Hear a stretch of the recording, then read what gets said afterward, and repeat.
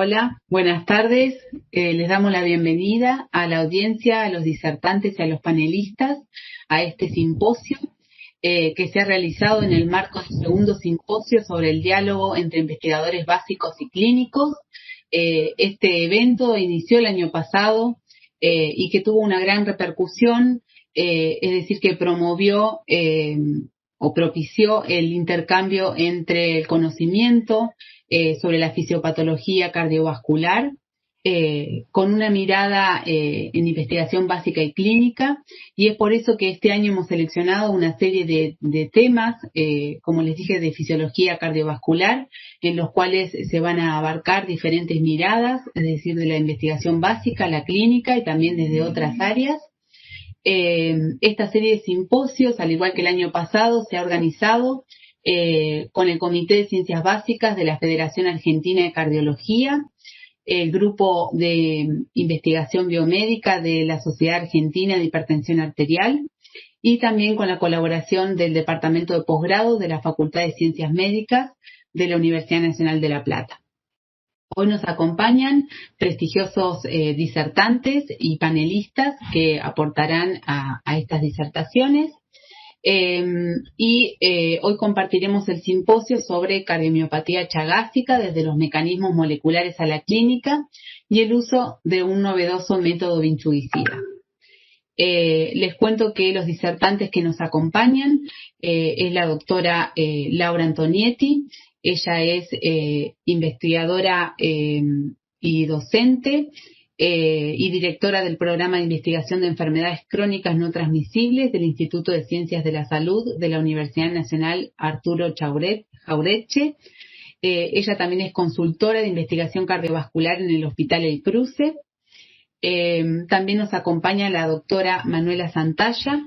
Ella es licenciada en genética, es doctora en ciencias biológicas de la Facultad de Ciencias Exactas de la Universidad Nacional de La Plata y es docente de la Universidad Nacional del Noroeste. También nos acompañará el doctor Juan Girotti. Él es bioquímico, doctor de la Facultad de Ciencias Exactas, es investigador asistente del CONICET y jefe de trabajos prácticos de la Cátedra de Química Orgánica de la Facultad de Ciencias Naturales y Museo. Y también nos acompañan como panelista el doctor Luis Gonano. Él es investigador asistente del CONICET y jefe de trabajos prácticos de la Cátedra de Fisiología de la Facultad de Ciencias Médicas de la Universidad Nacional de La Plata. La panelista, la doctora Aida Núñez Burgos, es jefe del Servicio de Cardiología del Hospital del Papa Francisco y es profesora de la Facultad de Medicina de la Universidad Nacional de Salta y es actual presidente del Comité de Chagas de la Federación Argentina de Cardiología. No sabemos, pero quizás ha tenido algún problema y no ha podido entrar todavía al webinar.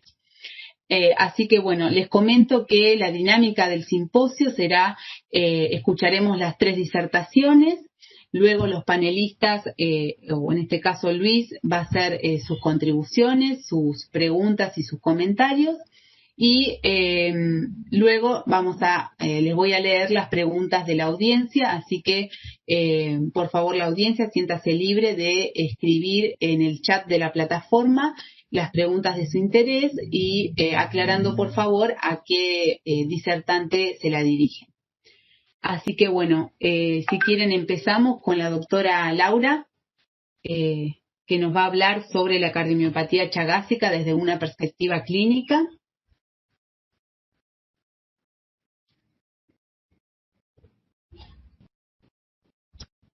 Buenas tardes.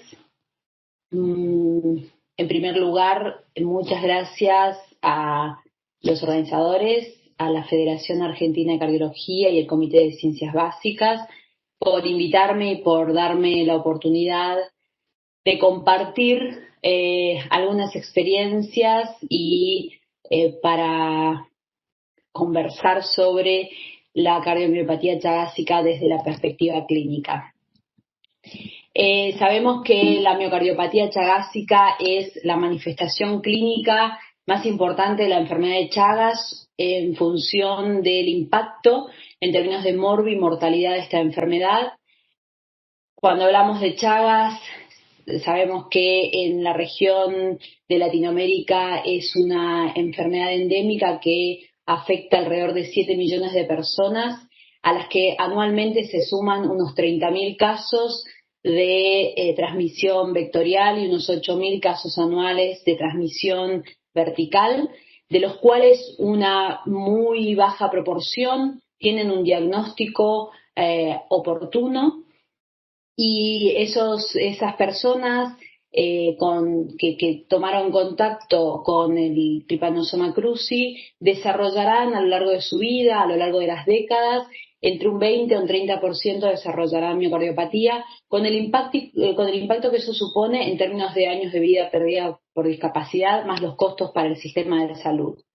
Si bien la enfermedad históricamente e incluso en la actualidad forma parte o se ve más frecuentemente en áreas rurales, en poblaciones con altos índices de vulnerabilidad social, en las últimas décadas, a raíz de fenómenos migratorios a otros continentes, se sabe que hay transmisión vectorial y otro tipo de transmisión y enfermedad de Chagas en el resto del mundo, alcanzando a una población en riesgo de alrededor de 70 millones de personas. Esto ha dado lugar a que la Organización Mundial de la Salud y otros organismos internacionales pusieran a la enfermedad de Chagas como enfermedad desatendida a ser priorizada en pos de los Objetivos de Desarrollo Sostenible, y así el año pasado se estableció en la Asamblea Mundial de la Salud el 14 de abril, a propósito del aniversario del descubrimiento del Trypanosoma cruzi por Carlos Chagas, se estableció como el Día Mundial de la Enfermedad de Chagas. Este año, 2020, fue el primer Día Mundial de la Enfermedad de Chagas, que tiene como objetivo poner en agenda, visibilizar esta problemática. Lamentablemente, este año nos encontró atravesando una pandemia, con lo cual probablemente la visibilidad que se le quiso dar no fue exactamente la esperada. De todos modos, creo destacable que actividades como esta, iniciativas donde se posicionan y se exponen diferentes miradas, creo que son iniciativas válidas e interesantes para seguir apostando a darle visibilidad a la problemática para mejorar nuestras prácticas y para mejorar el pronóstico de los pacientes, de las personas con esta enfermedad. Sabemos que la miocardiopatía chagásica se debe en particular al tropismo que tiene el parásito por las fibras miocárdicas y que se expresa a través de diferentes manifestaciones a lo largo de la vida en pacientes con serología positiva, que pueden ir desde alteraciones del ritmo cardíaco hasta anormalidades miocárdicas, incluyendo el desarrollo de miocardiopatía dilatada, alteraciones segmentarias de la motilidad. Podemos encontrarlo, se puede manifestar a través de la presencia de neurismas fundamentalmente en el ápex del ventrículo izquierdo, a partir del adelgazamiento de la pared miocárdica, y fenómenos tromboembólicos que generalmente están vinculados ya sea a la presencia de neurisma ventrículo izquierda, a la disfunción sistólica del ventrículo izquierdo que propicia la formación de trombos, y a la fibrilación auricular que propicia o que se predispone a la formación de trombos y eventos tromboembólicos a partir de trombos en la orejuela izquierda. Cuando hablamos de perspectiva clínica, yo como cardióloga clínica, ¿en qué pensamos? En diagnóstico y tratamiento, y por supuesto que si vamos a hablar de diagnóstico y tratamiento de la miocardiopatía chagásica, es fundamental hablar del diagnóstico y el tratamiento de la enfermedad de Chagas. Si no pensamos en Chagas, difícilmente podamos identificar un paciente que tiene algunos signos, algunos síntomas, o algún trastorno, alguna cardiopatía estructural, difícilmente podamos identificar que se debe a miocardiopatía chagásica.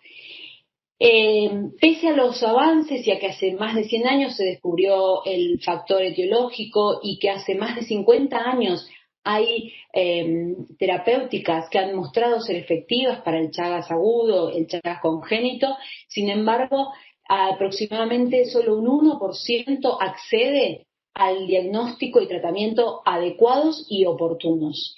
Y esto, de acuerdo a la Organización Panamericana de la Salud, tiene que ver fundamentalmente a las brechas que hay de formación e información sobre esta problemática entre los médicos y el personal de salud, incluso en las áreas endémicas donde todavía establecer la sospecha o el diagnóstico clínico de Chagas es poco frecuente. Hay guías tanto del Ministerio de Salud como de organizaciones científicas de Argentina y del mundo, cada vez más en relación a cómo abordar la miocardiopatía chagásica, cómo establecer el diagnóstico y cómo tratarlo. En 2018, la Organización Panamericana de la Salud publicó las guías de práctica clínica para el diagnóstico y el tratamiento, que si bien no son específicas de Chagas, tienen la riqueza o la fortaleza de haber revisado toda la evidencia científica disponible hasta mediados del 2017 y analizarla de acuerdo a las normativas GRED para poder establecer las recomendaciones. Y cuando hablamos de diagnóstico y tratamiento, creo pertinente reflexionar o repasar que el diagnóstico uno lo plantea y los métodos diagnósticos que emplea los plantea con un objetivo que es fundamentalmente intervenir para modificar el pronóstico de esa enfermedad. Esto en cualquier caso.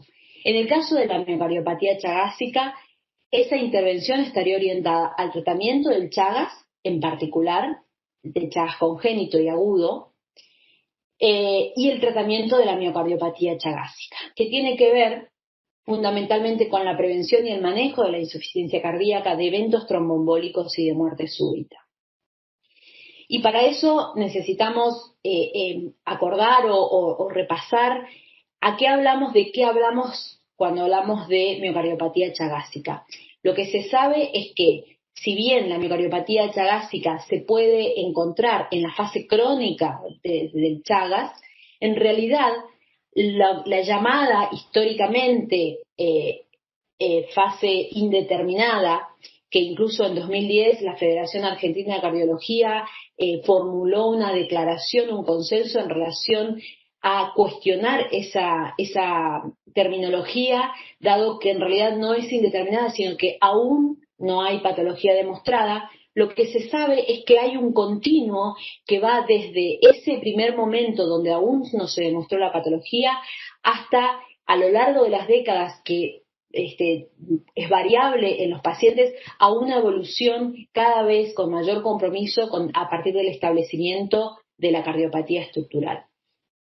Es decir, que por ahora cuando hablamos de miocardiopatía chagásica, si bien sabemos que desde el momento en que el paciente pasa a la fase crónica de la enfermedad de Chagas, ya comienzan algunos fenómenos en una gran proporción que van a desembocar en el establecimiento de la miocardiopatía, hablamos de miocardiopatía chagásica cuando ya tenemos presencia de cardiopatía estructural, que pueden ser cambios electrocardiográficos o ecocardiográficos con función normal hasta evolucionar a la insuficiencia cardíaca en reposo y refractaria. Entonces, no vamos a hacer, no es el objetivo de la charla repasar absolutamente todo, hay muchísima información, pero sí quiero destacar algunos aspectos en términos de métodos diagnósticos que no debiéramos perder de vista y no debiéramos dejar de analizar, que tienen que ver con el electrocardiograma, que es hasta el momento es el estudio más costo efectivo, dado su alto valor predictivo negativo, dado que hay una correlación directa entre los hallazgos anormales en el electro y el deterioro de la función ventricular o la muerte súbita según cuál sea el hallazgo que se encuentre. Con lo cual, si el electrocardiograma es normal, sobre todo en contextos adversos, contextos rurales o de dificultades en el acceso a ciertos servicios de salud o a ciertas metodologías diagnósticas, con un electrocardiograma normal, incluso de acuerdo a algunas recomendaciones, sería suficiente para poder solo con eso hacer el seguimiento, repitiendo con una cierta periodicidad el electro hasta detectar si aparece algún cambio.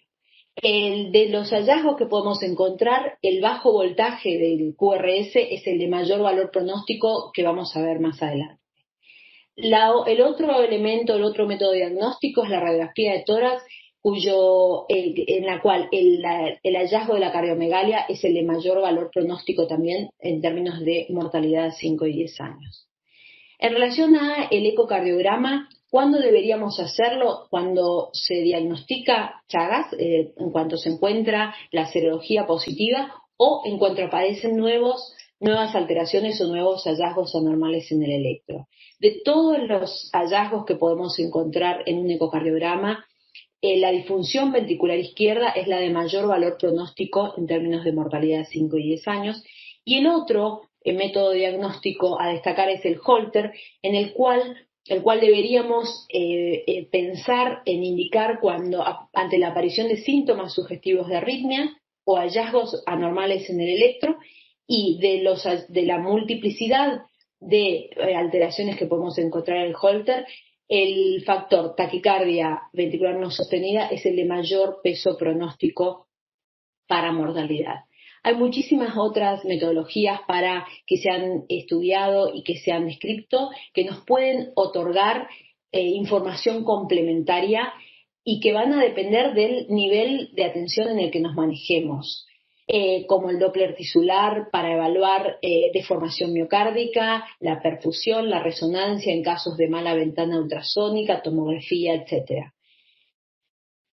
En relación al tratamiento, dijimos, nosotros diagnosticamos para poder modificar el pronóstico. Entonces, el tratamiento fundamentalmente va a estar orientado a modificar el pronóstico.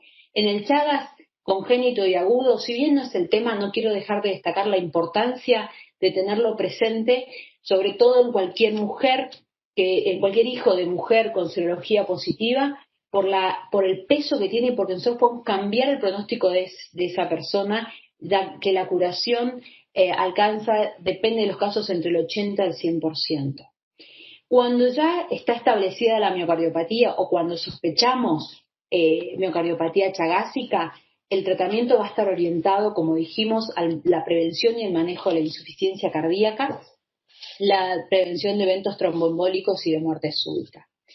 ¿Qué pasa con el tratamiento antitripanosoma cruzi en Chagas crónico? Si no hay daño orgánico, la evidencia es baja o muy baja. Vemos que son solo estudios observacionales los que se han utilizado. Sin embargo, tanto la Organización Panamericana de la Salud como algunas sociedades científicas internacionales plantean que podría indicarse tratamiento tripanocida en algunos casos puntuales. En relación a la presencia de Chagas crónico con daño orgánico, se sugiere no indicar tratamiento antitripanosoma cruzi, sin embargo también la calidad de la evidencia es moderada. El principal estudio que ha mostrado, que ha analizado comparando besnidazol versus placebo en más de 2.800 pacientes es el estudio Benefis, que ya tiene 5 años y que no mostró diferencias estadísticamente significativas en cuanto al endpoint primario. Esto mismo es lo que comentaba antes, es lo que se recomienda en la Sociedad Americana del Corazón, y ya yendo al tratamiento de la insuficiencia cardíaca, si bien los niveles de evidencia son niveles de evidencia, digamos, en miocardiopatía chagásica sobre tratamiento de insuficiencia cardíaca, la realidad es que es evidencia poco robusta porque son estudios observacionales. Sin embargo, todas las recomendaciones van en línea con el tratamiento de la insuficiencia cardíaca estándar. ¿Qué otras valoraciones o qué otros elementos podemos tener en cuenta a la hora de la perspectiva clínica? En función hay estadificaciones como la estadificación de Kuznir, que plantea, de acuerdo a las recomendaciones, que se pueden seguir algunos pacientes incluso en el primer nivel de tensión, y de acuerdo a la cantidad, a los hallazgos que aparezcan, deberían ser seguidos por especialistas en el segundo o tercer nivel. El score de RASI, también ampliamente difundido, utiliza, como vimos previamente, la presencia de insuficiencia cardíaca en clase funcional 3 o 4, cardiomegalia, alteraciones del eco, del Holter y del electro, para establecer una escala pronóstica de mortalidad a 5 y 10 años, en los cuales los dos elementos de mayor peso son la clase funcional y la cardiomegalia. Estos scores o estas escalas nos ayudan a posicionarnos. ¿Cuál es el tratamiento? Es el tratamiento para insuficiencia cardíaca, para prevención de eventos de muerte súbita, fundamentalmente en los pacientes de mayor grado. Y acá, como para cerrar esta primera parte, quisiera plantear nosotros a veces nos encontramos frente a la disyuntiva de quiénes son los que deberían intervenir en el diagnóstico y tratamiento. Y entonces puede ser que aparezca la tensión entre si solamente los especialistas de cardiología o si deberíamos aliarnos y debería estar esto en manos de profesionales del primer nivel de atención. Y ahí la respuesta es lo que plantea el Ministerio, depende del estadio, depende de las características o el hallazgo de anormalidades que haya, dónde pensar en miocardiopatía chagásica e identificarla, cómo diagnosticarla y qué tratar. Entonces, lo que nosotros vemos que seguimos asistiendo a serias falencias en el abordaje de esta enfermedad y lo que nos podemos plantear es, bueno, ¿qué hacemos? ¿Las mismas estrategias con los mismos fracasos y los mismos resultados probablemente? ¿O pensamos en innovar? Hablando de innovación, cuando hablamos de innovación hablamos de hacer lo mismo pero de diferente manera, ¿sí? Ya sabemos lo que debemos hacer. Probablemente tengamos que pensar en alianzas con otras especialidades, con otras disciplinas, teniendo en cuenta que la miocardiopatía chagásica es un problema que excede a la cardiología porque tiene que ver con una enfermedad que muchas veces si no es detectada por otras especialidades, difícilmente podamos contribuir significativamente a cambiar el pronóstico. Podemos pensar en aliarnos y dialogar con instituciones académicas, con sociedades científicas, y con investigadores e investigadoras de ciencias básicas, como es este caso. Y acá quiero compartir dos experiencias. Yo trabajo también como investigadora concurrente del Instituto de Investigaciones Epidemiológicas de la Academia Nacional de Medicina de Buenos Aires, y el año pasado, a fin de año, comenzamos un estudio multicéntrico sobre conductas clínicas en miocardiopatía chagásica a partir de un acuerdo, un convenio con la Federación y con la Sociedad de Cardiología. Y el objetivo de ese registro tiene que ver con relevar aspectos epidemiológicos y conductas clínicas profesionales. ¿Para qué?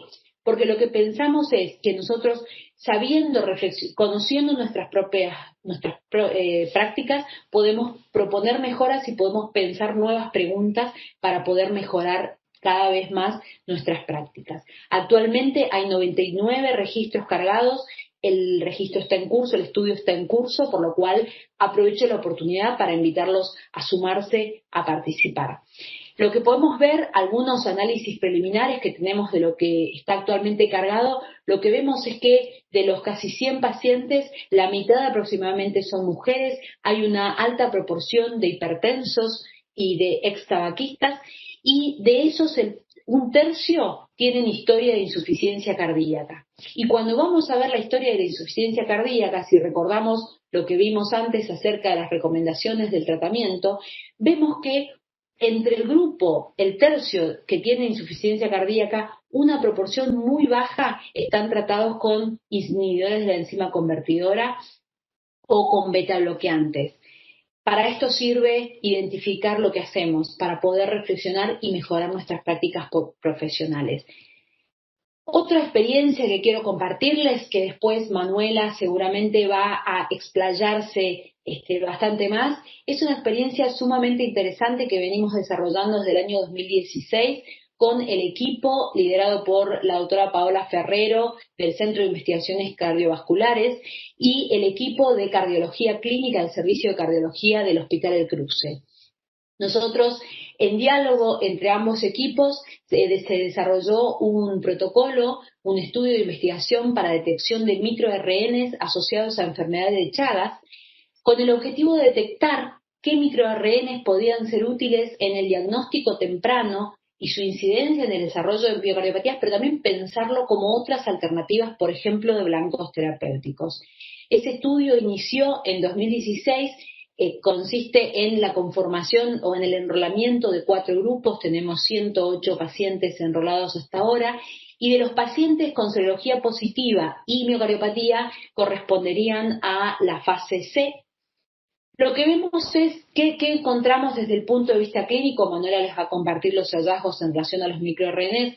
Encontramos que más del 80% de los pacientes con serología positiva, incluyendo los que tienen miocardiopatía y los que no aún, más del 80% fueron hallazgos diagnósticos. Se hicieron la serología solo por hallazgo diagnóstico. Por otra parte, Lo que vemos también es que en el grupo 2, que son los que tienen serología positiva sin miocardiopatía estructural en fase C, que son 31 pacientes, lo que vemos es que hay una proporción mucho más baja que de tratamiento con beta bloqueantes, inhibidores de la enzima convertidora y demás terapéuticas recomendadas en insuficiencia cardíaca, que en el grupo 3, que tiene la miocardiopatía con disfunción ventricular e historia de insuficiencia cardíaca.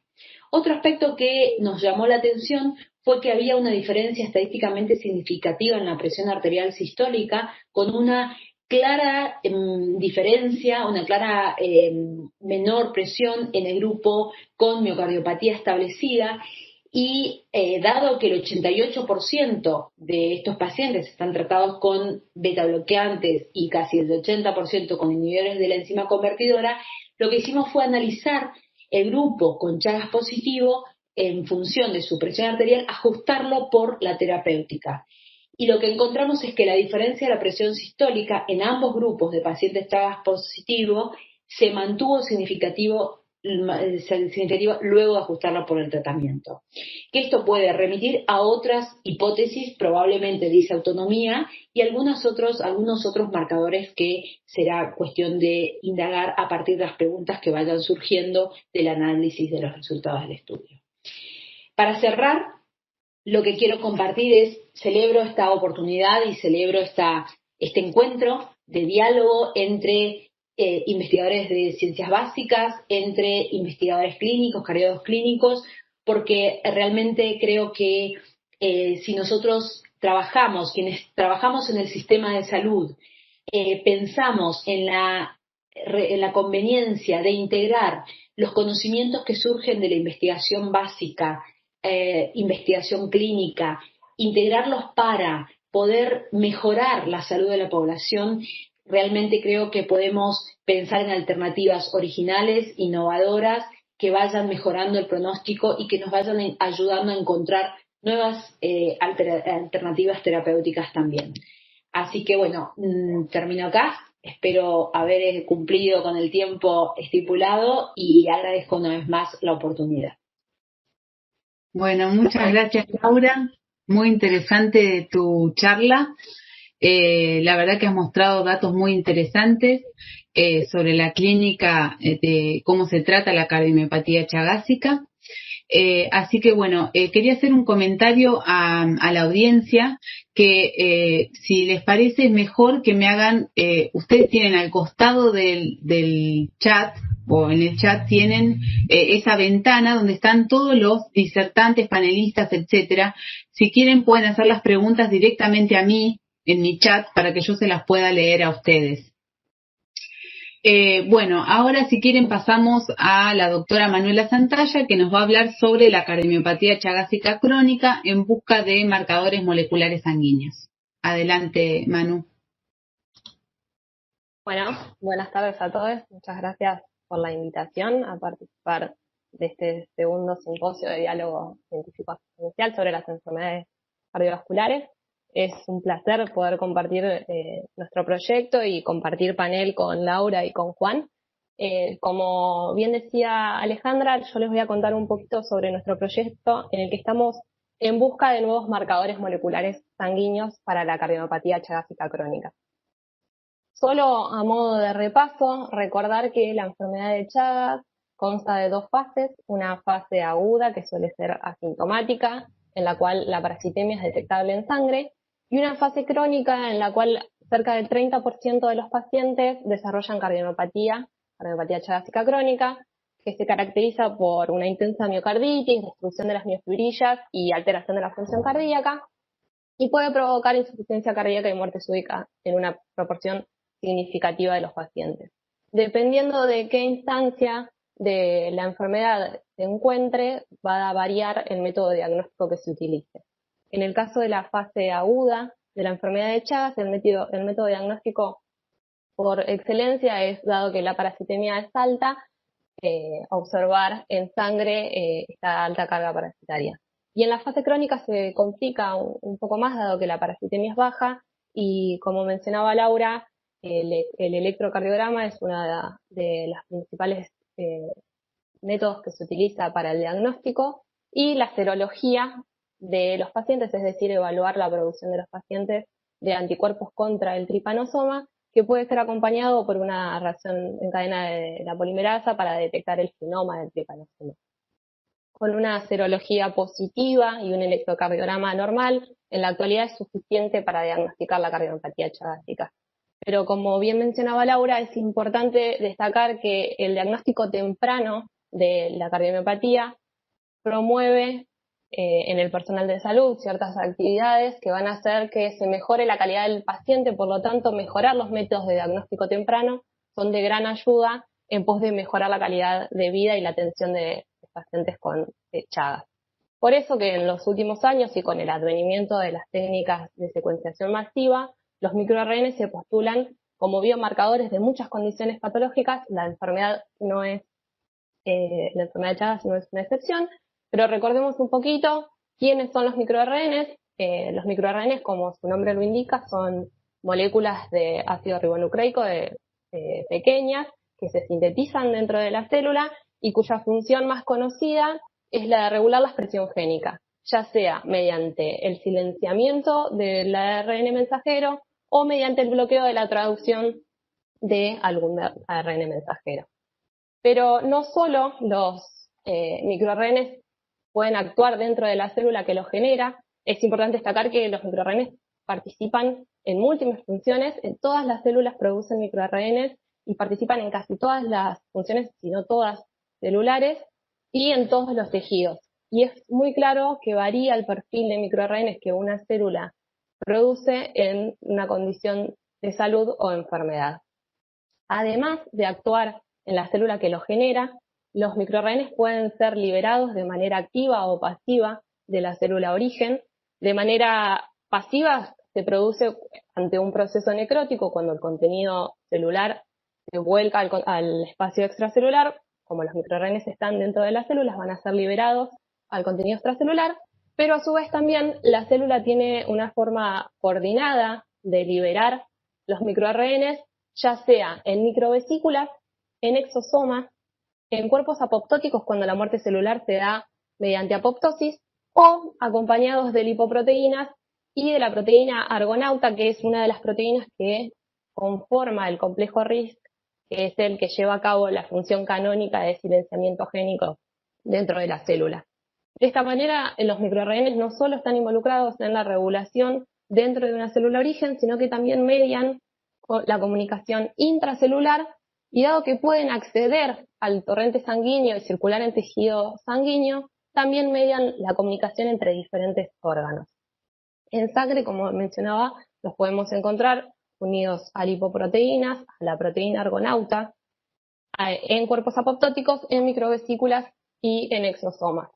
Esto le confiere a los microRNA una potencialidad como biomarcadores e inclusive pueden ser preferibles a los biomarcadores de proteínas porque, como les decía, son muy estables en sangre debido a cómo circulan en la sangre, están protegidos de distintas maneras, son cuantificables en una gran variedad de fluidos, no solamente en la sangre, tienen una alta sensibilidad en relación a la patología, y lo que creo que es importante en nuestro estudio es que pueden detectarse tempranamente, incluso antes de los efectos en la expresión proteica, justamente por su rol dentro de la regulación de la expresión proteica.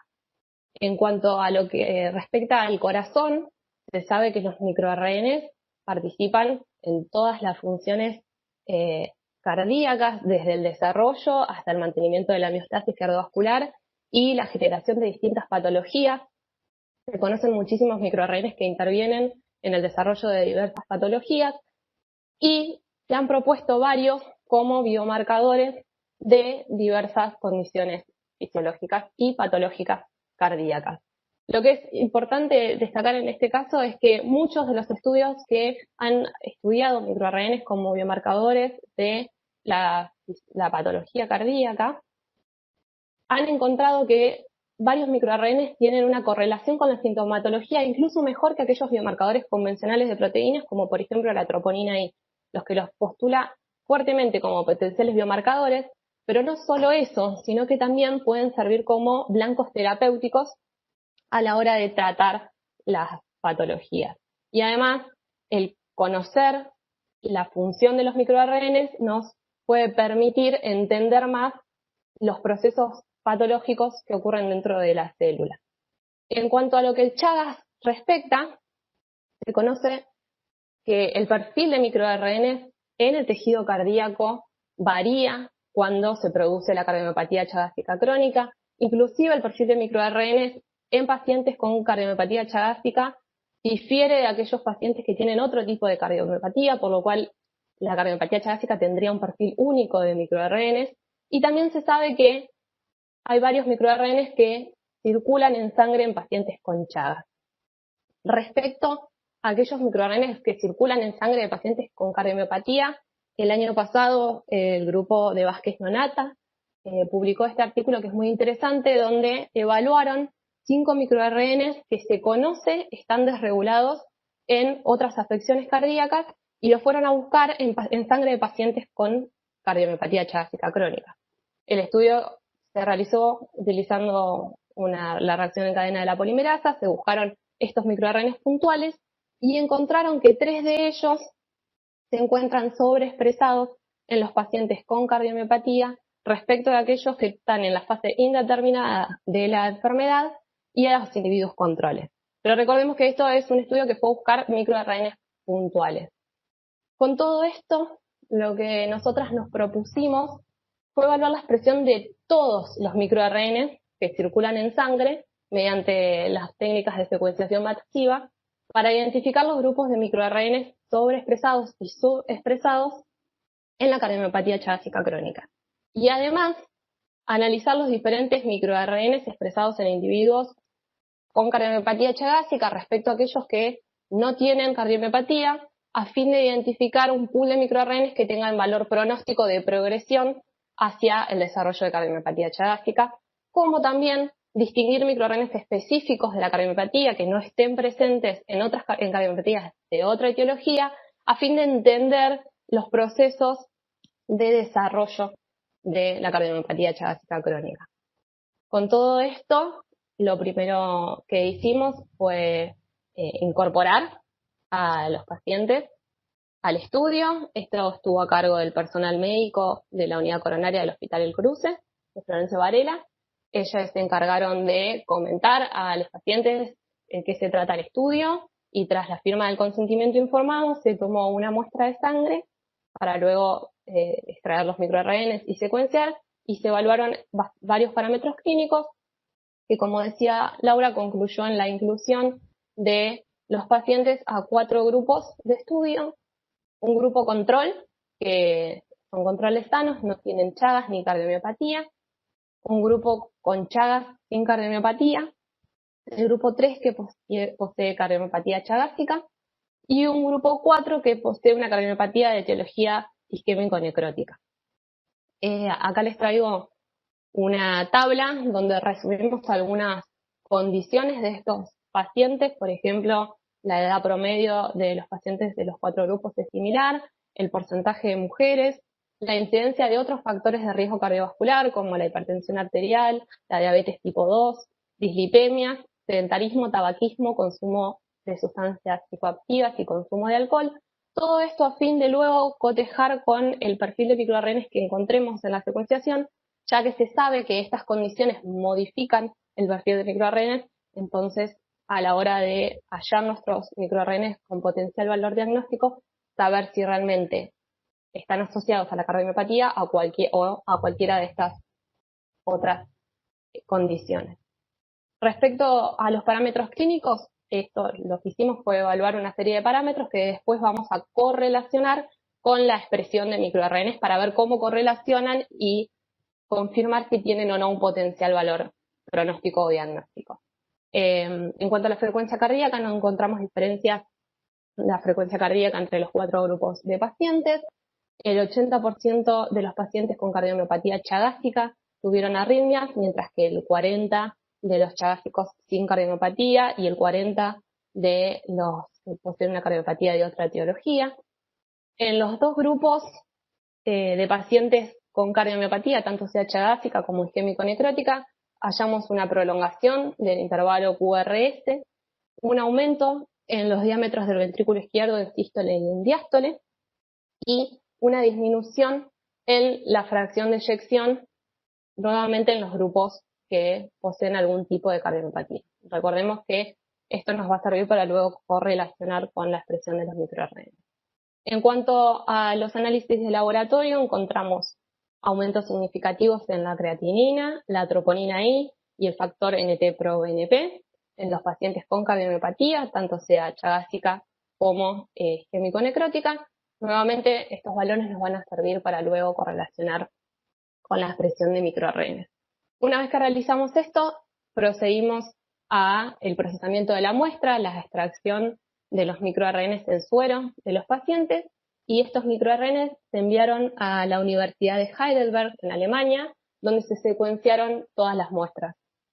El flujo de trabajo se llevó a cabo bajo la dirección del doctor Benjamin Meder y el doctor Ian Hahn, quienes se encargaron de realizar la secuenciación. Hicieron un primer análisis bioinformático que fue enviado a nosotras, y nosotras proseguimos con el análisis de los microRNA. En cuanto a los resultados de este análisis bioinformático, pudimos hallar 417 microRNA que se encuentran expresados diferencialmente entre los 4 grupos de estudio.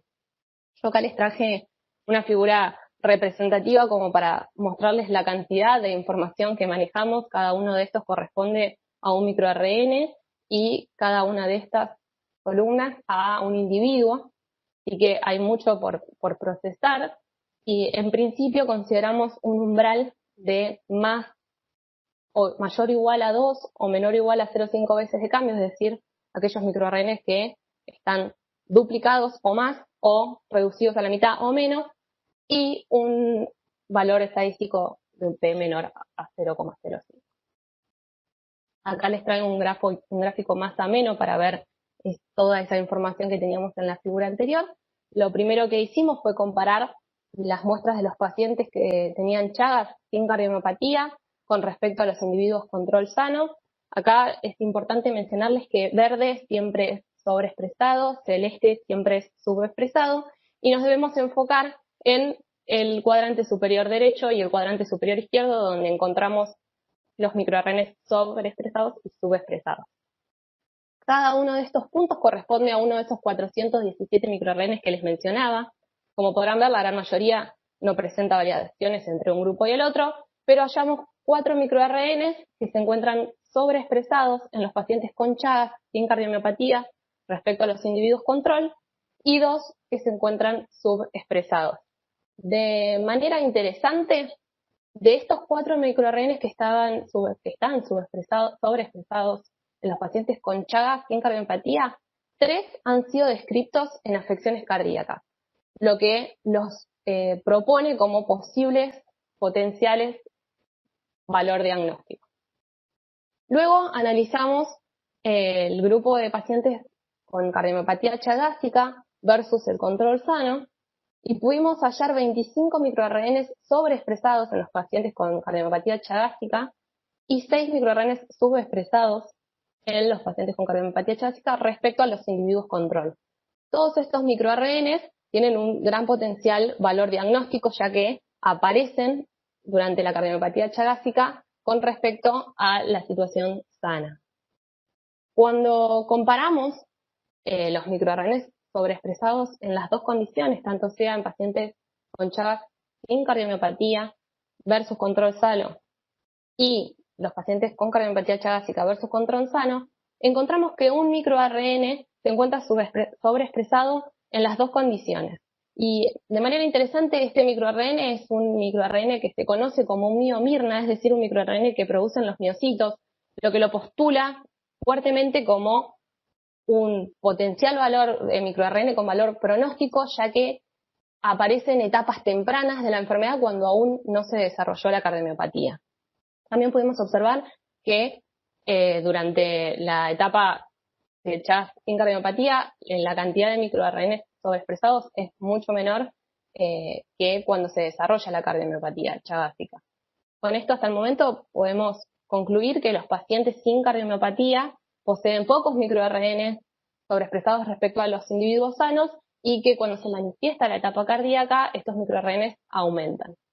Con respecto a los microRNs subexpresados, no encontramos ningún microRN que esté sobreexpresado en los dos análisis y ocurre algo similar que lo que pasaba con los microRNs sobreexpresados, es decir que en la etapa sin cardiomiopatía los pacientes poseen pocos microRNs subexpresados y cuando se desarrolla la etapa cardíaca aumenta la cantidad de microRNs subexpresados. Luego lo que hicimos fue comparar los pacientes con cardiomiopatía chagásica versus aquellos que tienen Chagas sin cardiomiopatía. Y encontramos 13 microRNs que estaban sobreexpresados en la cardiomiopatía chagásica respecto de los pacientes con Chagas sin cardiomiopatía y 4 que estaban subexpresados. Si la expresión de estos microRNs en sangre es temprana, todos estos microRNs también tienen un potencial valor pronóstico. Para finalizar, comparamos la progresión de la expresión de los microRNs en el tiempo. Intentamos hacer el análisis en el tiempo, observando cómo era la expresión de los microRNs cuando los pacientes con Chagas aún no se desarrolló la cardiomiopatía, y qué pasa cuando se desarrolla la cardiomiopatía con respecto a los que tenían Chagas pero no tenían cardiomiopatía.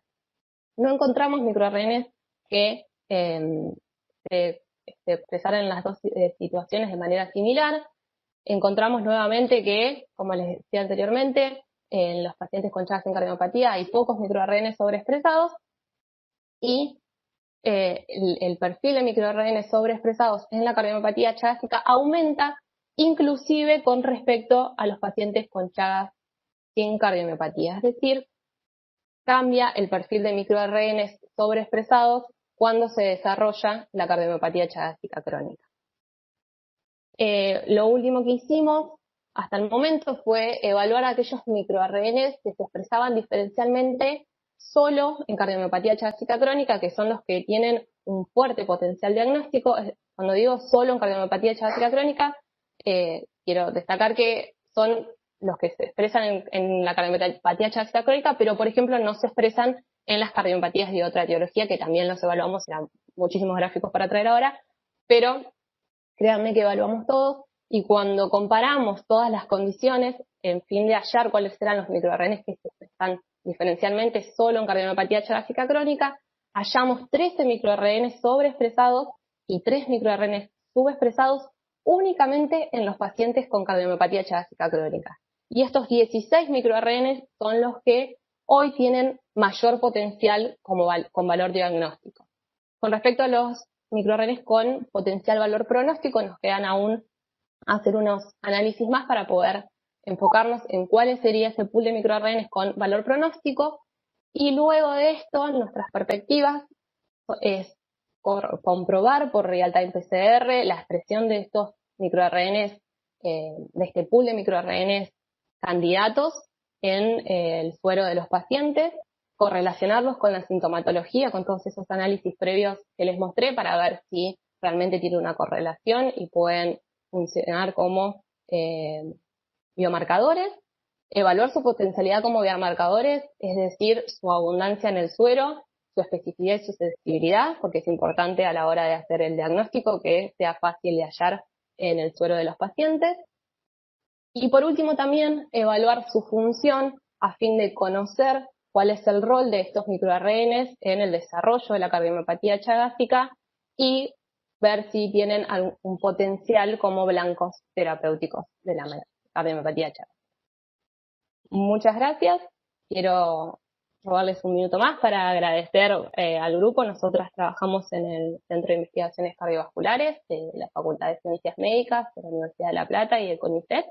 La directora del proyecto es la doctora Paola Ferrero. Yo estoy realizando mis estudios postdoctorales en el tema y trabajan con nosotras la estudiante de medicina Nadia Paroncini, Luciana Scaturice y la becaria doctoral Ivana Gómez.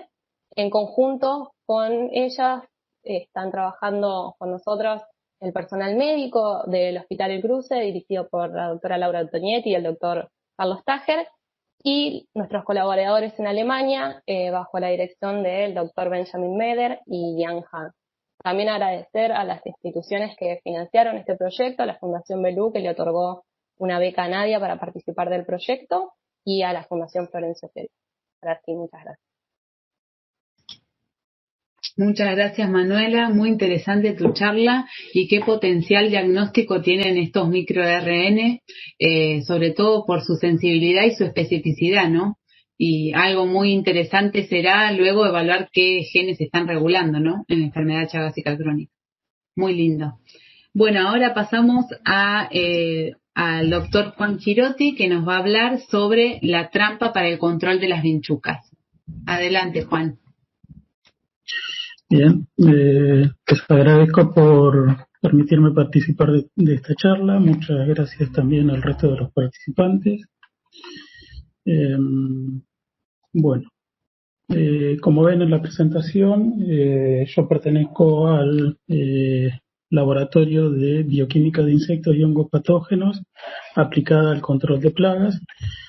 Este laboratorio pertenece al INIBIOL y está dirigido por la doctora Patricia Juárez. Desde hace más de 30 años trabajamos con el insecto vector de la enfermedad de plagas, con Triotoma infesta.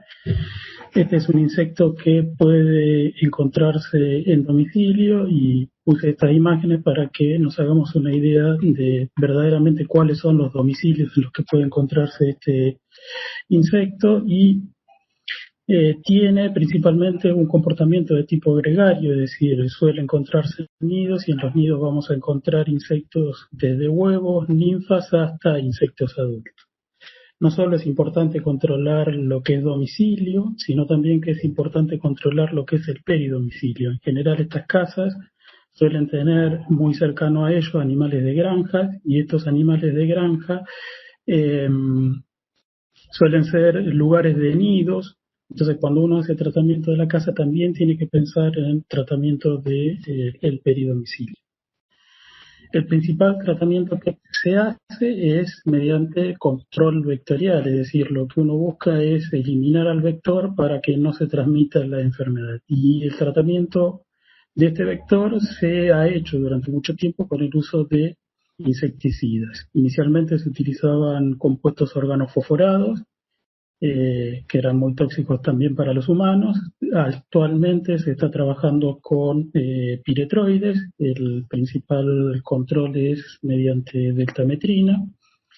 Y lo que ha pasado es que a partir del año 2000 aproximadamente comenzaron a surgir varios reportes de que en la zona sur de Bolivia, norte de Salta y Paraguay se detectaban insectos resistentes debido a fallas en los planes de control.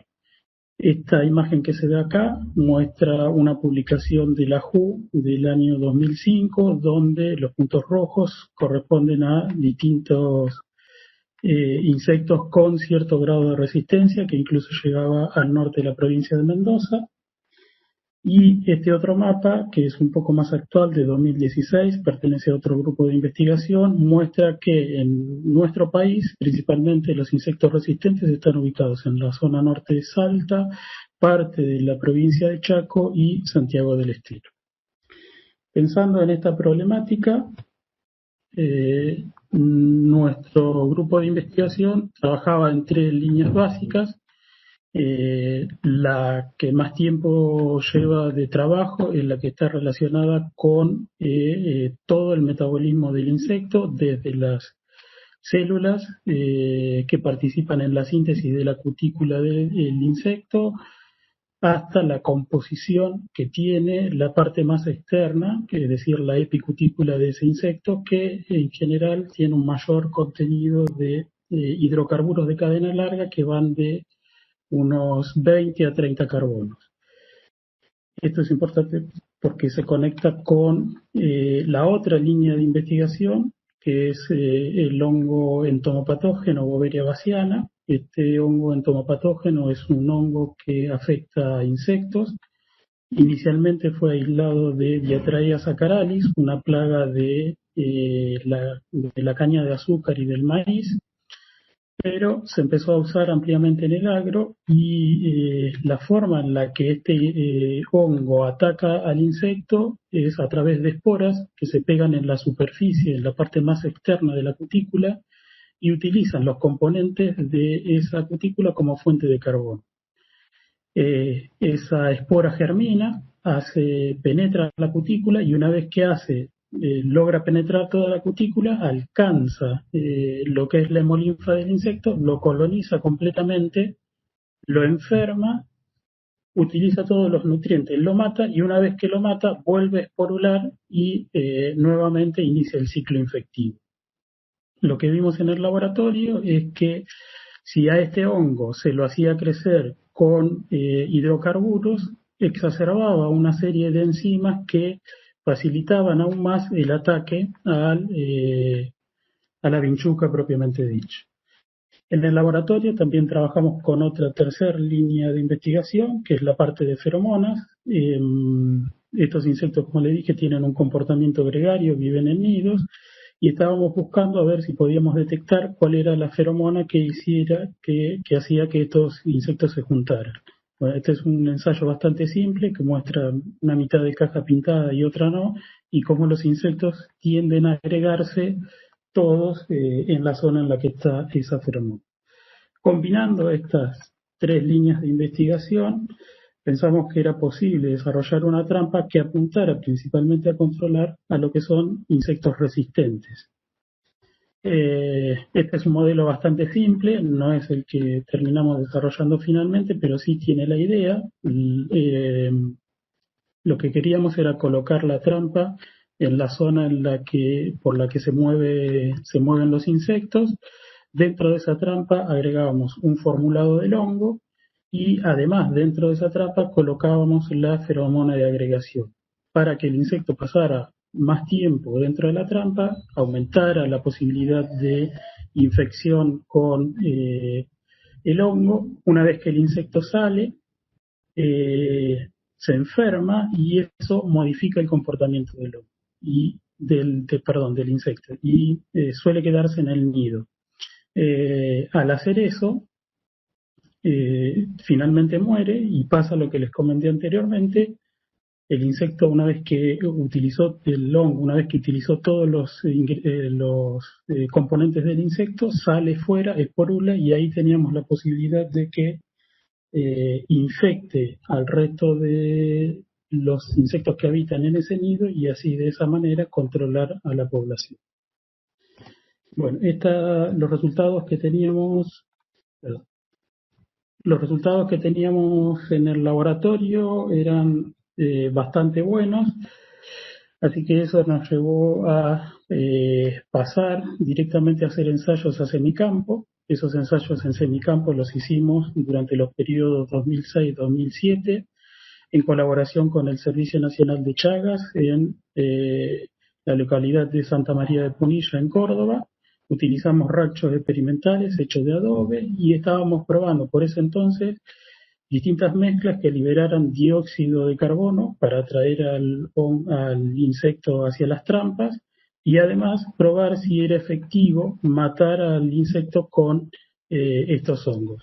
Estos resultados en semicampo también resultaron positivos y en 2008 presentamos una patente que incluía utilizar el hongo para el control de insectos hematófagos, específicamente la vinchuca. Esta patente se aprobó en 2014, con vigencia no solo en Argentina, Bolivia, sino también en Perú.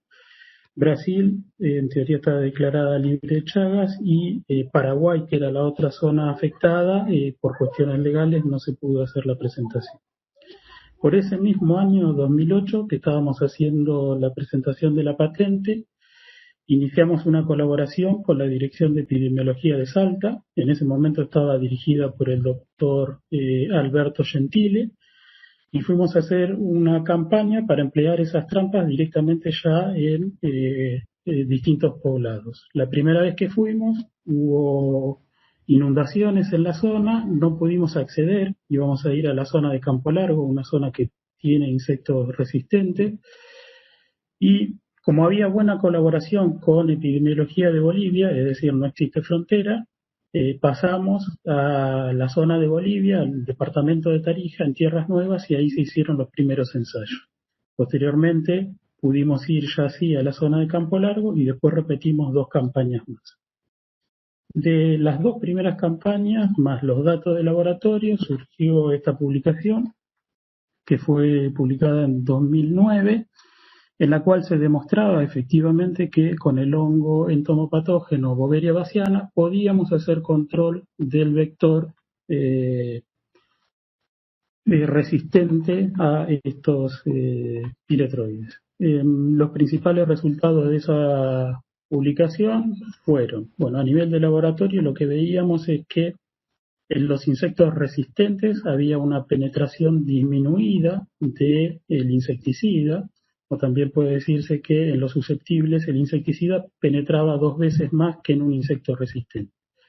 Cuando analizamos la cutícula de insectos resistentes comparadas con insectos susceptibles, lo que veíamos era que en los insectos resistentes esta cutícula estaba engrosada, es decir, era más gruesa, y no solo eso, sino que estaba modificada la composición de esa cutícula. Contenía en su superficie más hidrocarburos y también contenía el insecto total un contenido mayor de hidrocarburos, lo cual era importante porque el hongo, que tiene la capacidad, ha sido replicado en medios de cultivo donde tiene como fuente hidrocarburos, podía afectar mucho más al insecto resistente. Y eso se ve en este gráfico, donde se ve que el tiempo letal medio, la vida letal media empleando el hongo, disminuía aún más para los insectos resistentes. De los datos que obtuvimos de los 2 poblados que analizamos en las 2 primeras campañas, es decir, Tierra Nueva y Campo Largo, vimos que después de 20 días de colocadas las trampas, pudimos colectar entre 4 y 38 insectos de las casas, y que de todos esos insectos colectados, el 50% habían muerto afectados por infección fúngica. Se hizo una curva en la cual se hacía estimación del riesgo de transmisión potencial de Trypanosoma crucis. Este gráfico sería sin ningún tratamiento. Esta curva que sigue acá es los datos resultantes de haber colocado las trampas en esas 2 localidades, y estos 2 son estimaciones que si se hacían 2 tratamientos más con este tipo de trampas se podía disminuir prácticamente a 0 el riesgo de transmisión a través de control del vector. En 2015 surge una nueva publicación ya incorporando más datos de laboratorio y el resto de los resultados que habíamos obtenido en campo. En esta publicación no solo se publican el resto de los resultados, sino que además se establece un modelo matemático que permite estimar cuán efectivo es el tratamiento con un biocontrolador como Boveria bassiana. Los principales resultados que se muestran en esa publicación son que inicialmente en los primeros ensayos habíamos usado el atractante dióxido de carbono. En los últimos ensayos ya se utilizó la feromona de agregación, y lo que se veía es que se incrementaba aún más la mortalidad por presencia combinada del hongo y de la feromona de agregación. Además, evaluamos parámetros reproductivos y lo que se veía era que las hembras infectadas oviponían mucho menos, disminuía un 57%, y que además había una reducción general de la población que alcanzaba el 70%, sumado a que las hembras infectadas vivían menos. El hongo en sí, como control biológico, no solo mata al insecto, sino que además provoca alteración en la alimentación, con lo cual, sumando esas 2 cosas, hay una disminución en el riesgo de transmisión de la enfermedad. Y finalmente, el modelo matemático, que resultó ser relativamente simple porque no había considerado variables ambientales. Cuando fuimos a hacer los ensayos, se hicieron en distintos periodos del año y por lo tanto no tuvimos un control adecuado de condiciones ambientales, pero Este modelo permitía hacer una relación entre el número de cajas, el factor de eficacia de esas cajas, es decir, de las trampas, y ver cuán efectivo era Boveria bassiana para el control del vector. Lo que muestra el modelo es que Boveria bassiana es efectivo para controlar al insecto y además el modelo permite establecer una relación que aun cuando las condiciones ambientales disminuyan la eficacia de las trampas, incrementando el número de trampas se puede compensar esa disminución en la eficacia. Con lo cual teníamos una trampa que utiliza un biocontrolador y que es efectivo para disminuir la población del vector. Entonces, este producto se podría llegar a utilizar.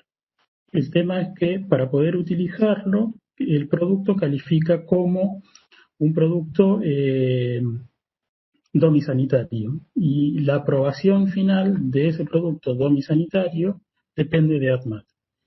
Para que ADMAT lo apruebe, requería de un estudio que fuera a lo largo de todo un año y que ya se hiciera a nivel poblacional, es decir, no solo abarcar a estas localidades que nosotros estábamos evaluando, sino un estudio más regional.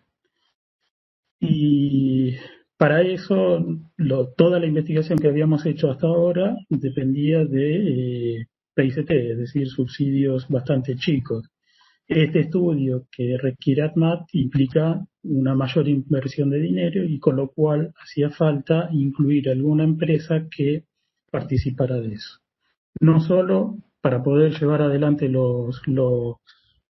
la investigación, sino que además el producto que se genera hay que vendérselo al Estado porque es el Estado el que se encarga de controlar al insecto vector.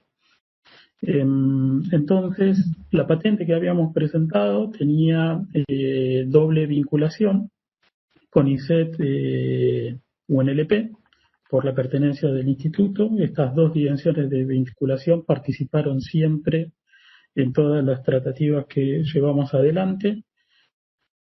Luego de la primera publicación, la empresa suizo-argentina se manifestó interesada en producir las trampas, pero lo que pasó es que hicieron una evaluación de riesgo para ver si era factible producir esta trampa y le dio que no era conveniente y por lo tanto ellos se bajaron. En el año 2010 contactamos con otra empresa, Rosenbusch, con esta avanzamos mucho más. Esta empresa hizo su evaluación de riesgo, consideró que era factible meterse en el control con un biocontrolador. Llegamos a firmar varios papeles para que se hiciera la transferencia, pero resultó que cuando ellos hicieron el contacto con el Ministerio de Salud, se encontraron con que, o por lo menos eso fue lo que nos dijeron a nosotros, que el lobby de las empresas químicas era demasiado grande como para permitir que un biocontrolador entrara en el mercado. Tratamos de insistir. En 2012-2013 intentamos un proyecto que involucraba a España, Bolivia y Argentina. Se armó todo el proyecto y finalmente por un problema de firmas no se pudo conseguir. Al año siguiente ya no desapareció este tipo de proyectos. Y el último intento que hicimos de transferencia fue directamente con la empresa Laverland, que es la principal empresa productora de Boveria bassiana. Lo que nos dijeron desde esta empresa es que ellos están más orientados hacia el agro y no les interesaba meterse en un producto que tuviera que ver con un tema sanitario. De lo que resultó final es que, bueno, en el plan Argentina 2020 el vector ya pasó a quedar fuera de la investigación. Principalmente se derivaron los fondos para el estudio del parásito propiamente dicho, y actualmente nuestro laboratorio lo que está haciendo es investigación genética a nivel de cutícula para ver si encontramos algún otro tipo de alteración a la cutícula que se pueda aplicar para este control. Es más, nuestra jefa está a punto de jubilarse completamente, así que prácticamente el último intento que se hizo de transferir este producto fue en 2015, es decir, logramos generar el producto, logramos probarlo a campo, pero nos faltó el último paso, que fue realizar la transferencia del mismo para que pudiera usarse. Anualmente nos llega alguna consulta de si la trampa está vigente, si se puede utilizar, pero como no cuenta con la aprobación de ACMAT, este producto no puede ser aplicado. Y bueno, finalmente eso era lo que tenía para contarle. Muchas gracias por su atención, muchas gracias por invitarme a participar y responder preguntas si hay. Gracias, Juan. Muy interesante tu charla y qué lástima que no pudieron tener mayor alcance sanitario con las trampas. Yo tenía una consulta, una pregunta, es ¿cuánto tiempo duraban esas trampas? Si había que cambiarlas periódicamente y si les exigían también hacer experimentos para demostrar la inocuidad en humanos. La inocuidad en humanos está ya demostrada y cuenta con distintos protocolos, porque está aprobado el hongo por la FDA, porque se utiliza en el agro. Entonces, el tema era acá utilizarlo a nivel dentro de un domicilio. Eso eran los ensayos que exigía ADMAT. No me acuerdo la primera parte. ¿Cuánto duraban las trampas? Si las periódicamente. Sí, las trampas nosotros, el hongo tiene una duración porque son esporas, y esas esporas si entran en contacto con humedad se alteran, es decir, tiene una vida media de aproximadamente 3 meses. Lo que nosotros habíamos coordinado con epidemiología de Salta es que si se hacían 3 tratamientos a lo largo del año, es decir, los agentes sanitarios volvían ahí y reponían las trampas, con un año prácticamente se cubría todo el control dentro de las casas y en lo que era por peridomicilio. No lo mostré, pero también el peridomicilio hacíamos control. Muy interesante. Bueno, ahora si quieren podemos pasar a los comentarios de los panelistas. Aida, si quiere empezar, y luego Luis. Aida, te doy la palabra. Buenas tardes. No sé si me escuchan bien. Sí, te escuchamos, Aida. Bárbaro. ¿Qué tal? Buenas tardes. Bueno, primero que todo, felicitar a los disertantes y agradecer al comité organizador y a la federación por este evento, que son temas de mucha utilidad y que van a permitir un avance indiscutiblemente sobre esta patología. Quiero destacar solamente lo que comentaron de que efectivamente la enfermedad de Chagas es una enfermedad para un trabajo multidisciplinario, y no solamente de la parte médica, sino también de la parte científica, para poder seguir avanzando tanto en la atención del paciente como encontrar estos marcadores de pronóstico, y también sobre la parte biológica propiamente dicha, como lo comentó, de estas trampas, y que van a aportar muchísimo. Así que bueno, mi comentario solamente es felicitarlos por este evento y bueno, y que sí, efectivamente tenemos que seguir trabajando todos en conjunto. Muchas gracias. Gracias, Aida, por tu comentario. Bueno, ahora si quieren te escuchamos, Luis. ¿Algún comentario o pregunta que tengas? Bueno, yo antes que nada agradezco a la organización del evento y quiero felicitar a los disertantes y a los disertantes por las charlas muy interesantes que nos han dado. Bueno, tenía más o menos en orden preparadas las preguntas, así que arranco con las preguntas para la doctora Antonietti. Un poco yo pensaba respecto de lo que es la frecuencia de las arritmias ventriculares de las que ella habló, cuál, digamos, imagino que posiblemente sea una de las principales causas de muerte, y ella en un momento mencionó algo acerca de la prevención de la muerte súbita. Entonces quisiera saber un poco cuál es la frecuencia de estas arritmias, si se dan también en alguna parte de lo que es la evolución de la enfermedad o principalmente en alguna edad, y por otro lado, ¿cuál es el tratamiento que se emplea para prevenir la muerte súbita en estos pacientes con riesgo, ¿no? Sigo luego con las otras preguntas. Sí, en relación a la muerte súbita, es la principal causa de muerte en estos pacientes, incluso en los pacientes con insuficiencia cardíaca. Alrededor del 50% de los pacientes que mueren por miocardiopatía chagásica, la causa de la muerte es muerte súbita. En relación a la prevención, generalmente lo que se indica para prevención de muerte súbita es lo que llamamos prevención secundaria. Después de un primer evento ya sea o un paro reanimado o de una taquicardia ventricular sostenida o revertida, en ese caso, con ciertas condiciones se indica un cardiodefibrilador implantable. Cuando hay algunos consensos y algunas recomendaciones que plantean también considerar el cardiodefibrilador implantable como prevención de muerte súbita en algunos pacientes que todavía no han desarrollado, que nunca habían tenido un primer evento, sin embargo tienen ciertas condiciones de riesgo para desarrollarlo. Hay algunos análisis descritos en relación a la variabilidad de la frecuencia cardíaca, en relación a la dispersión del QT, que serían indicadores o factores pronósticos de mayor riesgo de muerte súbita.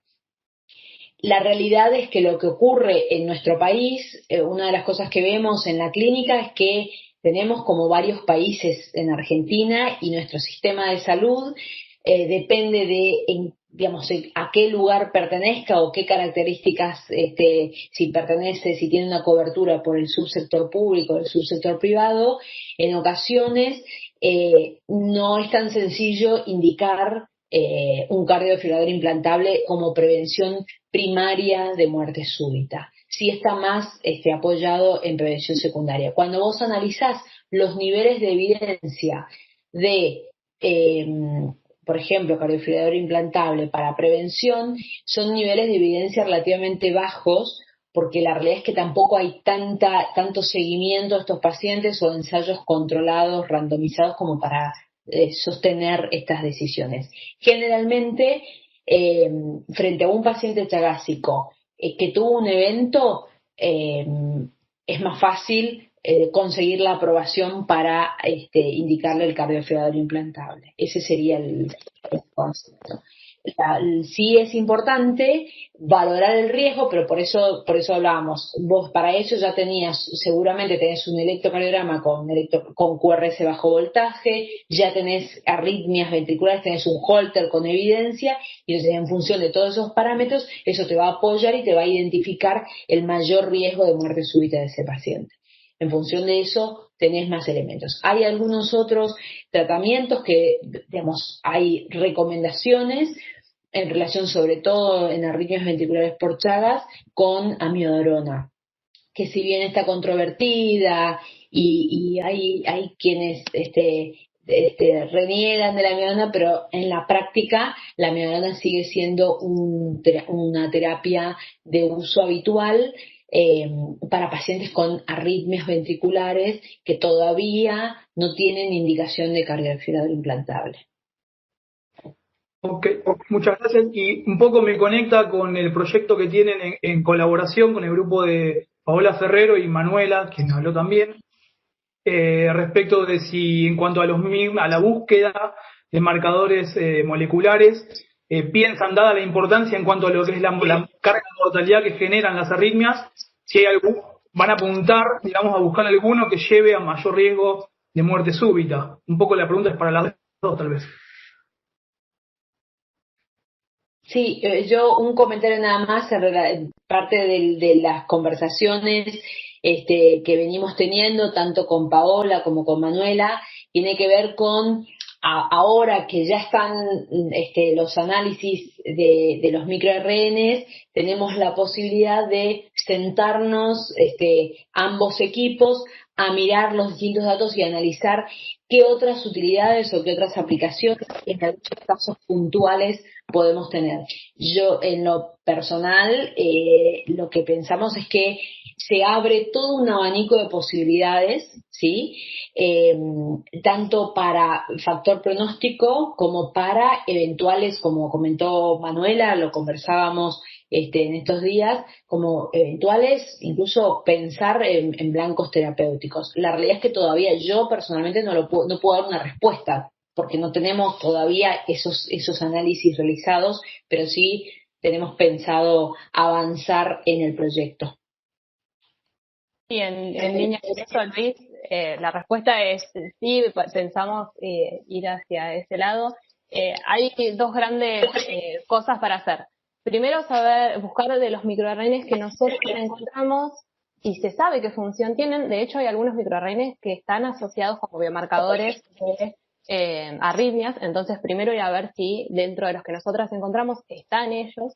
Y por otro lado, ver si la encontramos también la función a los que nosotras encontramos, que no sabemos cuál es su función.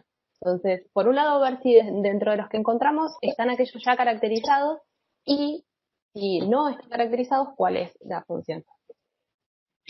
Se me ocurre a mí, perdón, si es probable reproducir los efectos de estos microRNs en algún modelo de cardiomiocitos aislados, si lo podés reproducir ahí para estudiarlo. Sí, de hecho, a futuro en el proyecto tenemos considerado hacer microRNs que imitan estos microRNs para vislumbrar cuáles son las vías que regulan, cuáles son los genes que downregulan y ver cómo es el proceso de acción de los microRNs. Muy interesante. Bueno, siguiendo un poco con Manuela, con su charla, digamos que en algún momento presentaste trabajos de otros grupos que habían mostrado la presencia de algunos microRNs aumentados en la enfermedad de Chagas. Lo que ustedes encontraron, los resultados que ustedes obtuvieron, ¿muestran alguna coincidencia en algunos? Probablemente imagino que en algunos sí, en otros que son nuevos. ¿Cómo se dio esa situación? Hay uno de los microRNs que a ellos no les llega a dar significativo que nosotras encontramos y el resto no los encontramos. Recordemos que las técnicas para acceder a cada una de las informaciones son distintas. No es lo mismo hacer una RT-PCR que hacer toda una secuenciación y comparar todo el pool secuenciado. O sea, cómo se enfoca cada uno es distinto. Pero sí, hay uno de los dos microRNs que a ellos casi les daba y no llega a darle significativo que nosotras lo encontramos sobreexpresado en la cardiomiopatía de Chagas. Y por otro lado, imagino que si bien algunos pueden ser útiles por la especificidad en cuanto a la enfermedad de Chagas, me preguntaba si tal vez vale la pena no descartar algunos otros que sean generales de daño cardíaco en distintas patologías que permitan a ustedes ver la evolución o la probabilidad de que vaya a empeorar la enfermedad. ¿Eso lo tienen en cuenta? ¿Cómo sería?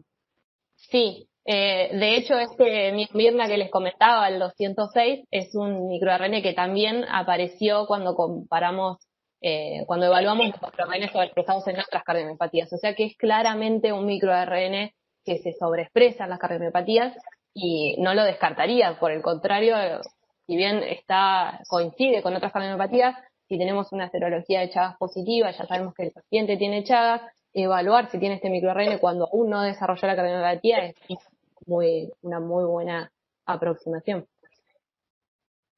Ok, muchas gracias.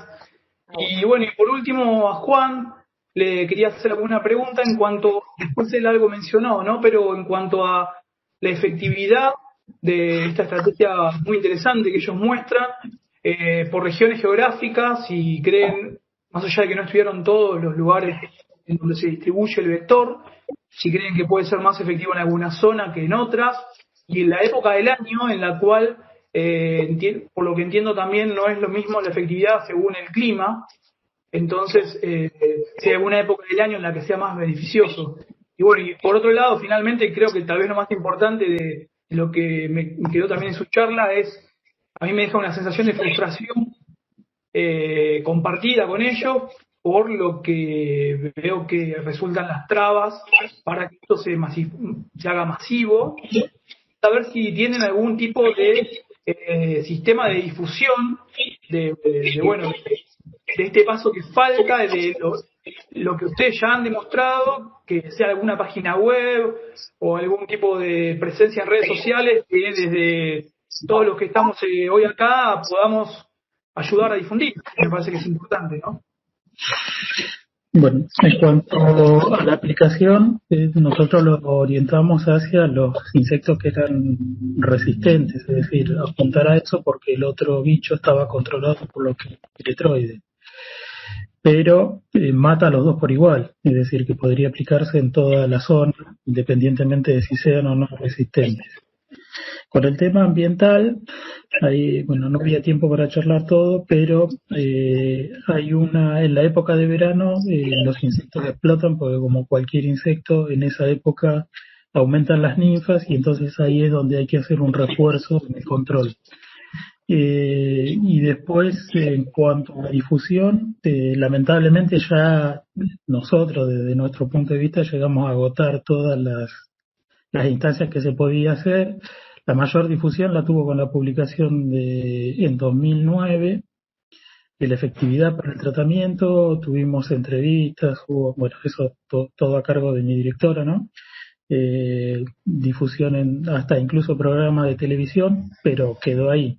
Es decir, y fue un derrotero el tema de tener que tratar con abogados, tener que tratar con empresarios, una cosa para la que no estamos acostumbrados a trabajar.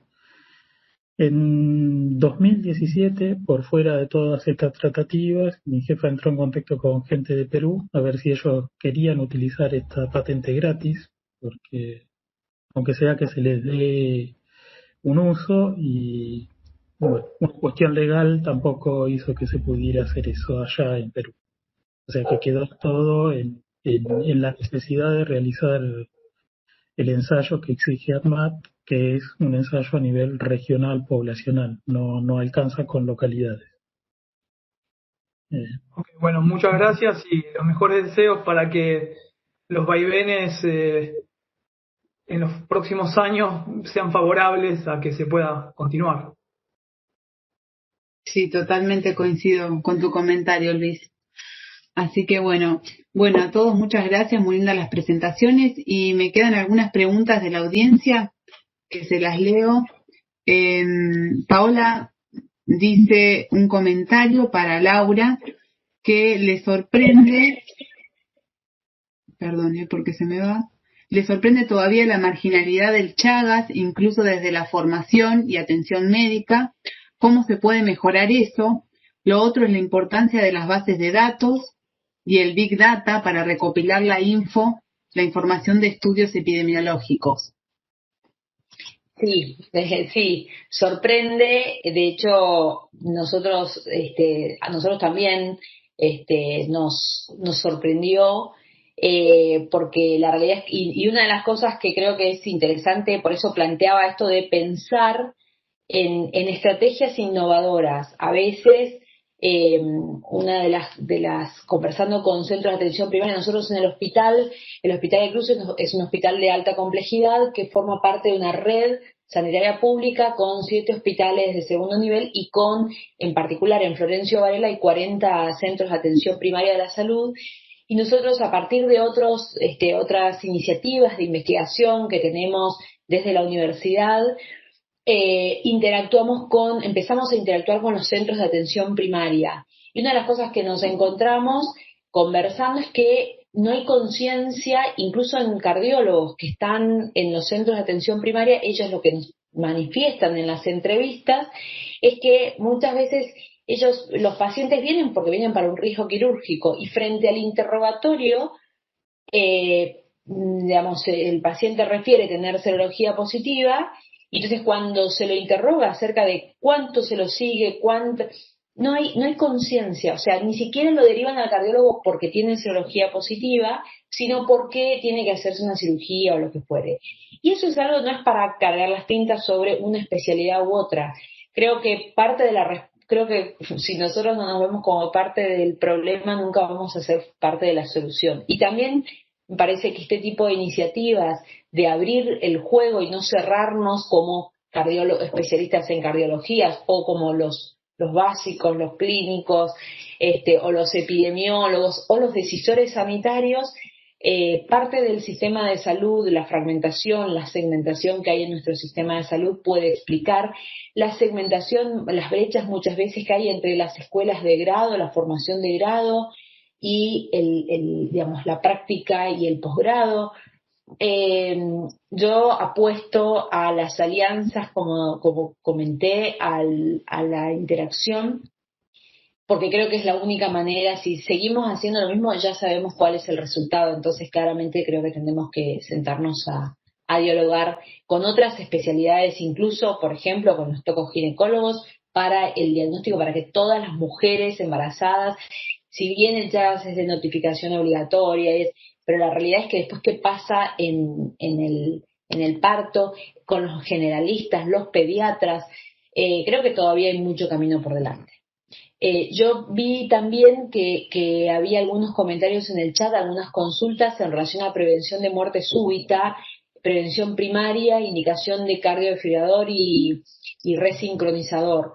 La realidad, para completar, en prevención primaria hay poca evidencia, hay algunos consensos que recomiendan cuando hay disfunción ventricular y parámetros de riesgo de muerte súbita, pero la realidad es que el nivel de evidencia es nivel de evidencia C, más allá de que en prevención primaria, según los consensos, algunos indican clase 1, otros clase 2A, pero el nivel de evidencia es bajo. Y en relación a la indicación de resincronizador pasa lo mismo. Indicación de CDI más resincronizador, sí se considera en particular en función del acceso a algunas metodologías diagnósticas más sofisticadas para mejorar la función ventricular, pero la realidad es que el nivel de evidencia es muy bajo y es, casi les diría, es más artesanal que basado en evidencia científica. Muy bien. Te pregunta Diego Ignacio Tate, ¿qué rol ocupa el sacubitrilo valsartán en pacientes con insuficiencia cardíaca grado 3 y 4 de origen chagásico? En relación al sacubitrilo valsartán, el estudio que se publicó ya hace algunos años, el PADIN, en realidad evaluaba pacientes en clase 1 o 2 y hubo algunos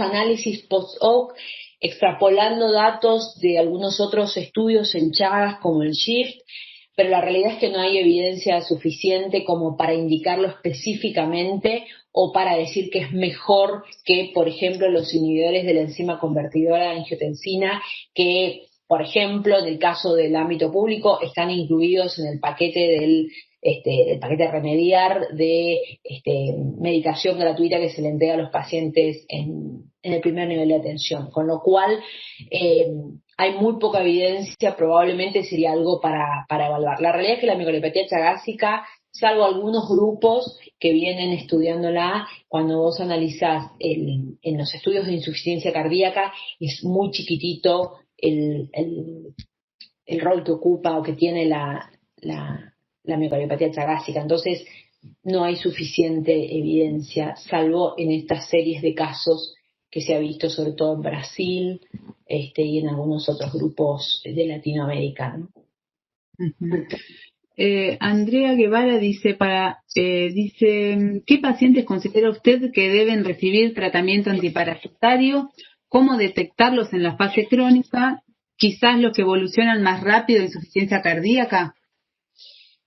En realidad, lo que muestran las recomendaciones es que lo que comenté antes, lo más robusto en términos de análisis de la evidencia científica y actualizado son las guías de la Organización Panamericana de la Salud, y el tratamiento estaría indicado en algunos pacientes, por ejemplo, inmunosuprimidos, en algunos grupos puntuales de pacientes en los cuales se considera que podrían tener beneficio. Pero, otra vez, el estudio que hay evaluando que es mejor el tratamiento antiparasitario en Chagas crónico, el único estudio randomizado, doble ciego y con seguimiento a 7 años es el BENEFIT. Entonces, la verdad es que en endpoints, en eventos duros, no hubo diferencia entre besnidazol y placebo, y en todo caso lo que recomiendan los expertos en las guías es analizar algunos otros aspectos, por ejemplo, los efectos adversos del tratamiento antiparasitario. Por eso es tan importante, digamos, tratar de diagnosticar el Chagas agudo o en la fase inicial, para no llegar a la evolución crónica. Pero la recomendación es esa, en algunos subgrupos específicos, muy acorde a las características del paciente. No hay un parámetro que uno diga, en este paciente Chagas crónico, por ahí hace 10 o 20 años, no sabemos hace cuánto, va a evolucionar o no a miocardiopatía. No hay todavía. Con lo cual, tampoco uno tiene algún elemento para decir, a este grupo de pacientes a todos debería tratárselos. Es muy de paciente, muy centrado en el paciente. Uh-huh. Y una para Juan, dice, le pregunto si probaron contactar a la incubadora Minerva de la UNLP para que les ayude a buscar contactos, a conseguir contactos para financiamiento, para concretar la vinculación tecnológica. La verdad es que no. El último intento, como dije, fue en 2017. Bueno, podríamos tener presente de hacer un intento más a través de esa incubadora. Uh-huh. Y esta capaz que ya la contestaste, Laura. Si recomiendan amiodarona, la habías contestado, ¿no? Flecainida o trapafenona. En general, con lo que hay más evidencias con amiodarona, incluso hay un ensayo clínico que está corriendo ahora, justamente para comparando amiodarona con en prevención. Con amiodarona es con lo que hay más experiencia, por seguridad, el uso de, incluso combinando amiodarona con beta bloqueantes en chagásica. Es, digamos, lo que se ha visto que es más efectivo. Bueno, la realidad es que por ahora no hay, digamos, a ver, la realidad es que la amiodarona se usa con un cierto grado de seguridad y, digamos, fue implementada casi por el usos y costumbres que después se fue haciendo cada vez más masiva. Pero claramente no hay, cuando se analiza la evidencia, no hay estudios randomizados, controlados con placebo entre unos u otros como para recomendar fuertemente. Y otra para vos es ¿cuál es la etiología de las arritmias que aparecen en la cardiomopatía chagásica crónica? Si sabes algo de eso. En realidad lo que está descrito es la patogénesis, que tiene que ver con esta infiltración y fenómenos inflamatorios, como comenté, que desarrollan a partir de esos parches, digamos, de fibrosis, puede desarrollar arritmia ventricular. Digamos, en qué pacientes vamos a ver más o menos, la realidad es por qué un paciente desarrolla arritmia y otro desarrolla miocardiopatía dilatada. Se han buscado y se han descrito muchísimas, o se han planteado muchísimas hipótesis, pero no está claro. Se sabe sí el mecanismo fisiopatológico e incluso los hallazgos anatomopatológicos. Hay un trabajo muy lindo que Bonney se escribe, que describe exhaustivamente todos los fenómenos anatomopatológicos y los hallazgos que hay en relación a la patogénesis de las arritmias. Sin embargo, el por qué un paciente desarrolla evolución hacia la miocardiopatía dilatada o hacia la arritmia no está claro. Sí, se ha visto también que hay más asociación entre arritmia y disfunción ventricular izquierda, que si no la hay. Pero en realidad, cuando en las series que se han estudiado, no se sabe por qué, cuál es la condición que hace que un paciente evolucione o más rápidamente a una u otra manifestación.